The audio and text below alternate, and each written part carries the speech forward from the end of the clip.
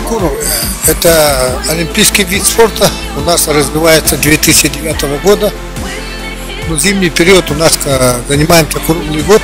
Это у нас теплый манеж размером 25-25. И летний период вот на ипподроме вот площадка 40×60. И занимаются дети уже лет 2009 года, лет 5-й год. И, конечно, между собой только в основном соревнуются, потому что вот проводим городские, республиканские соревнования. Конечно, да, сегодня вот не так уж много было участниц, по 3 возрастным группам участвовали.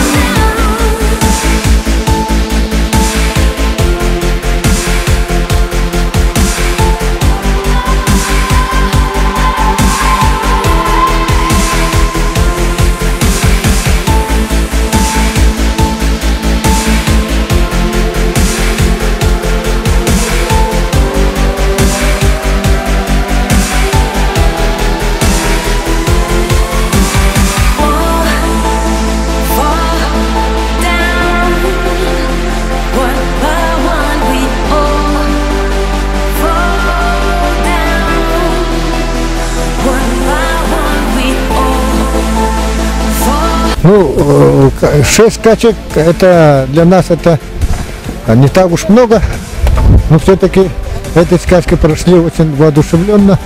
И какие страсти были, вы сами видели, особенно это на 1,5 круга, 2400, Ниарк и Нейка, вместе, они фотофиниш даже не перейли.